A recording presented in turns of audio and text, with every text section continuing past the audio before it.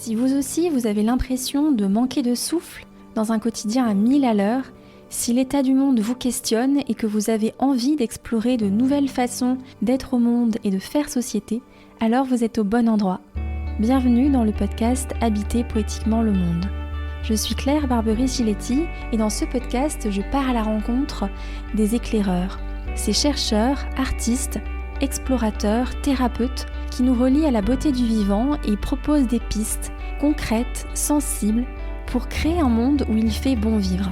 En plus des interviews, vous trouverez sur ce podcast des capsules poétiques sous la forme de courtes lectures.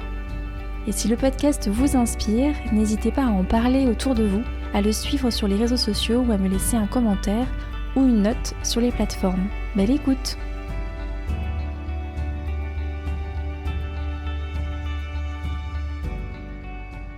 Bonjour à toutes et tous, j'espère que vous allez bien avec l'arrivée du printemps.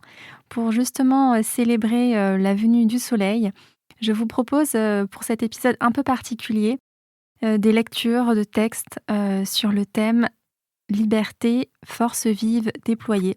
C'est une rediffusion de lectures qui ont été faites dans le cadre du Printemps des Poètes 2026 qui a eu lieu à Pandora, qui a été soutenu par l'AXAP.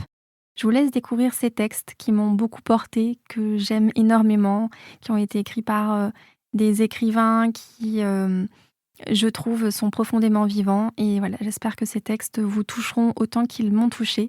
Si vous pensez qu'ils pourraient faire du bien à quelqu'un de votre entourage, n'hésitez pas à partager cet épisode autour de vous. À très vite!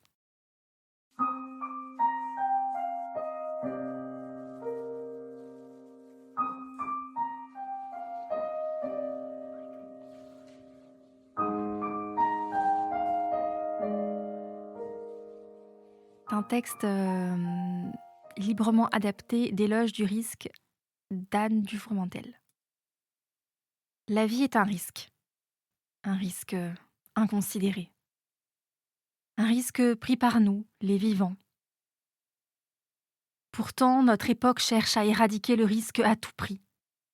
Calcul de probabilité, scénario autour des krachs boursiers, évaluation psychique des individus, caméras, mesures de santé préventives drastiques. Comment ne pas s'interroger sur ce que devient une culture qui ne peut plus penser le risque sans en faire un acte héroïque, une pure folie, une conduite déviante? Sans parfois que nous nous en apercevions, nous-mêmes organisons notre vie de manière à en minimiser constamment le risque, à emprunter toujours les mêmes chemins, prendre des décisions identiques à celles d'hier. Agir aujourd'hui de manière à ne surtout pas refaire les erreurs du passé.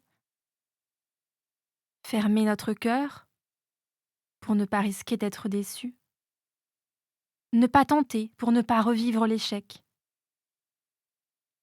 Cependant, le risque ouvre un espace inconnu. Il ne s'agit évidemment pas d'aller au-devant de lui, mais plutôt de reconnaître que la vie contient une part d'inconnu. Et que pour marcher sur Terre en étant pleinement vivant, il s'agit d'apprendre à embrasser ce risque, à danser avec lui. Car risquer sa vie, c'est peut-être d'abord ne pas mourir. Ne pas mourir de notre vivant sous toutes les formes du renoncement, de la dépression, du sacrifice, du silence.